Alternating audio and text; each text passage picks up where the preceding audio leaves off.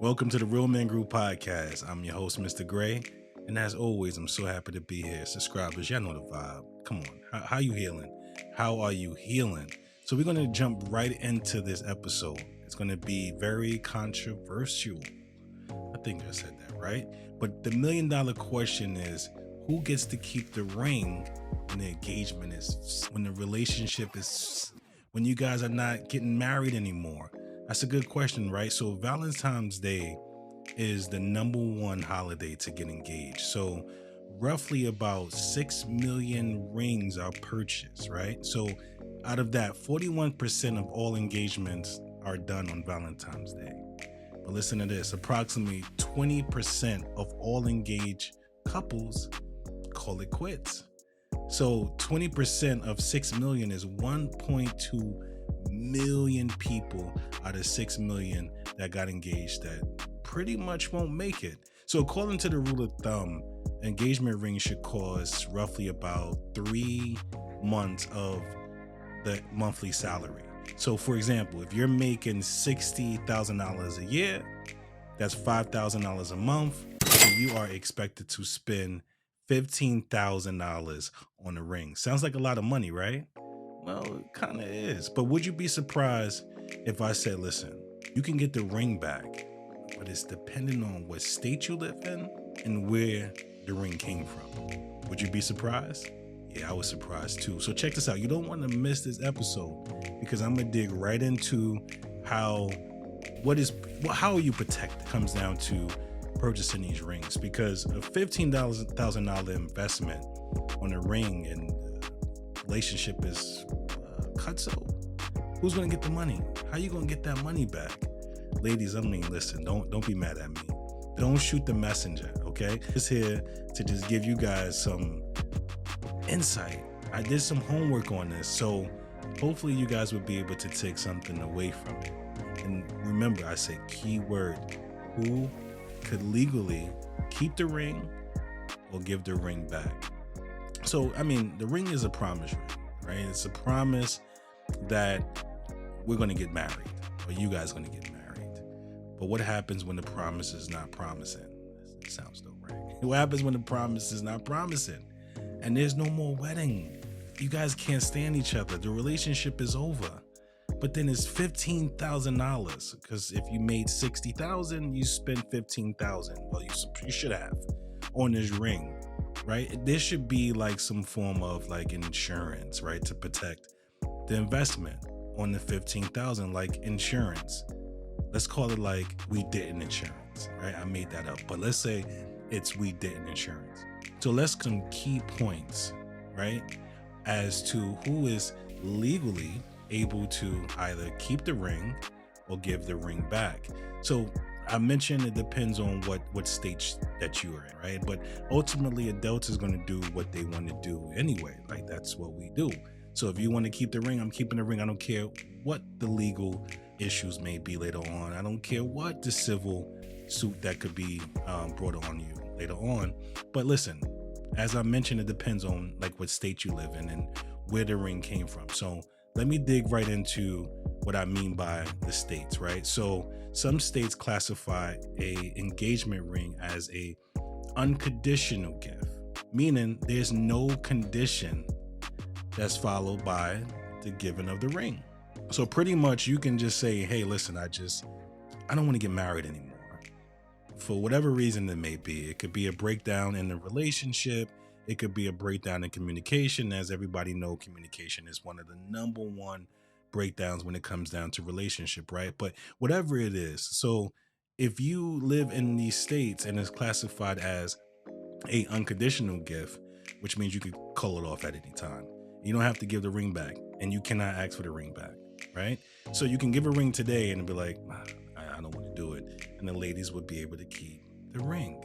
But in some states, it's considered to be a conditional gift, meaning I'm giving you this ring under the conditions that we are going to get married.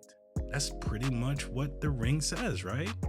But how many of y'all gave these engagement rings and with hopes of getting married, and then the relationship just said, who's going to get the ring back?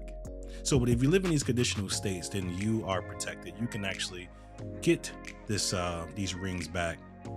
I say rings because fellas just give rings out, right? We just never give it back. Yeah, I'm one of them. Guilty, right? So if you live in the following states, so Alabama, Alaska, Kentucky, New Hampshire, Massachusetts, I always struggle with that word. There's a fault-based approach, meaning the person can call off the engagement and has to give the ring back to the other person. So if you are the man giving the ring to her and you live in the no fault engagement, then you can get the ring back from the other person, right? So if you live in states like Iowa, Kansas, New Jersey, New Mexico, New York, Wisconsin, there's a no fault approach, meaning whoever called off the engagement, the person who gave it. I live in New York. Shout out to Brooklyn. So if you live in New York and you gave an engagement ring, if you want it back, you can legally get it back. So in 1999, there was a court ruling in Pennsylvania. The Supreme Court ruled that the giver should owe the ring back. So as a result of this ruling, it was widely accepted in many other states, like I mentioned before. So ladies, if you live in New York, New Jersey, you need to get that ring back as soon as possible. I mean, the man did spend $15,000 on his ring, right? Well, let's talk about the fellas with those big pockets.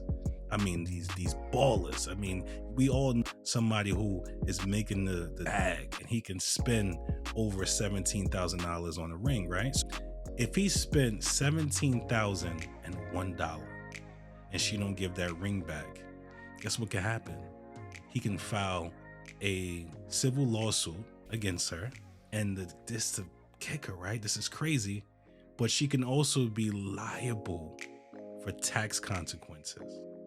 So $17,001. So the rule is that you can receive gifts up to $17,000 without having to pay the gift tax. So if you invested $17,001 on an engagement ring, she doesn't give it back, you can file civil lawsuit against her. You can take her to court. Like, I need that ring back. It's a lot of fucking money that went into this, right? So now, not only that, she would be subject to tax consequences, which means she would have to pay gift tax to Uncle Sam. So, ladies, if you're holding onto those rings, knowing damn well that the relationship is not going anywhere, you guys are not going to get married, and the man spent some good money. So you see, the rule of thumb is 3 months of the salary. So if he's making $60,000, let's just say, he spent $15,000 on a ring that he can never get back. It's crazy, right? But that's why these rules and these laws are there to pretty much enforce the fact that the giver should be able to get the ring back. So listen, it's a business. Everybody now understands that getting for love is pretty much not the right approach anymore.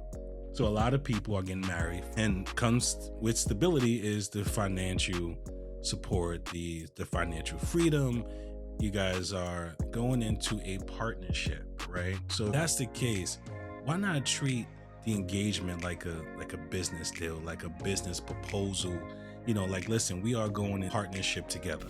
So if the partnership does not work, then you need to give me the ring back. And there's nothing wrong with that. I mean, a lot of the wealthy, the celebrities, I mean, these guys are doing like prenuptial agreement right when they're getting engaged. So if it doesn't work, the man is able to get back all the money that he invested in looking at a venue or buying a wedding dress or even a honeymoon vacation. So, I mean, it gets crazy. So if you don't treat it like a business in the beginning, it always turns out to be a business at the end. Those who have experienced a divorce, I mean, it goes from butterflies and rainbows to, getting attorneys and you guys are sitting across from each other. Someone that you once loved is now ugly and they are looking to get everything that they can from you, everything that they're entitled to. So it ends in business. So I'm saying, like, why can't it just start off as a business? Dress shopping, you bachelor partying, but when shit gets ugly, bro, like it gets really, really, really ugly. And this is on both parts, for the man and for the woman, right? So at this point, I will ask the church to say amen. Like, do you agree? When things get ugly, it gets really ugly. All right, but in all fairness, all parties involved, marriages is more than just like a huge event. It's a lifetime commitment. Make sure you are getting married for like all the right reasons, because if you don't, you will get divorced for all the wrong reasons. So you go from one high to extreme low, and you guys are not able to stand each other. We all been there. And I don't want you to go through the same problem. So check this out. When you are getting engaged, you want to say I do, you're getting down on that one knee. Why not have an agreement? Why not draw up an agreement? Especially if you are investing all this money in this engagement ring. It should be backed by a commitment, right? So you can make a conditional gift in a non-conditional state if you just draw it up. It's just paperwork. You guys can work together to avoid some of these issues in the end. I remember when I was young and I was expecting my first kid, and my cousin, someone that I looked up to, he said, yo, listen, while you guys are good, have a conversation about child care, finances, child support. Have these conversations now so that later on you can always revert back to the agreement that you guys made either months or years ago. And at that time, it didn't really hit me. It didn't hit me as to what he was saying. So sometimes we got to live through other people's experiences so that we won't make the same mistakes. So ladies, if you're holding on to these rings, when this man proposed to you, he spent $15,000 or more on these rings. In some states, you are legally bonded to giving that ring back to that man. The man is able to file a civil lawsuit against you to get that ring. Now, if he spent over $17,000 on that ring, you are subject to tax consequences. So it's more than just being in your feelings, taking a ring and don't want to get a ring back. Like, there is going to be some consequences if you don't give that ring back. So the number one question, who gets to keep the ring? It depends on what state you in. And I also mentioned where the ring came from.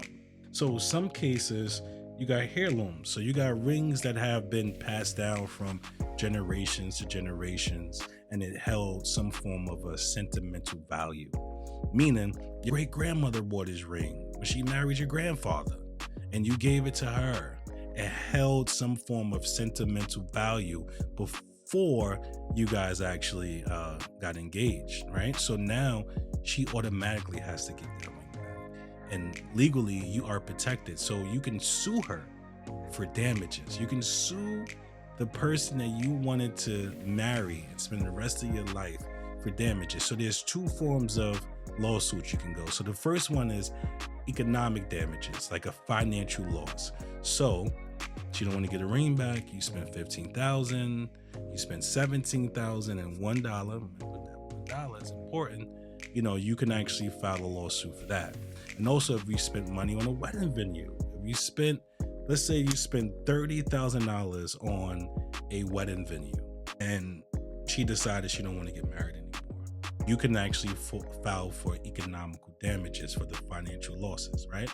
So there's another one, is the non-economic damages. So these are very hard to prove in the court of law. So you provide any receipts, it's just hearsay. I paid for makeup before the wedding. I paid for the hair. I love them bundles. So I spent a lot of money on these bundles for her. But if you're not able to prove that, it's very hard to prove the non-economic damages. Sounds crazy, right? But like I said, marry for all the right reasons, not the wrong reasons. A wise man told me, like, the first time you get married, it's for love. I love you. I want to spend the rest of my life with you. And those who go through divorces is no longer marrying for love. It's marrying for stability. I'm not here to scare y'all. I'm just here to share some research that I gathered. And the number one question is, who gets to keep the ring after engagement? Well, it depends on what state you live in, if the ring is a heirloom. And also, if it's a no fault state arrangement or if it's a fault arrangement. So if you call the wedding off, it's your fault. Get a ring back, or she gets to keep the ring. It's crazy.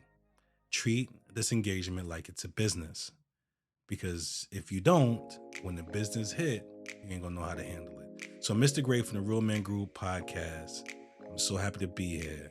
To the next one. Peace.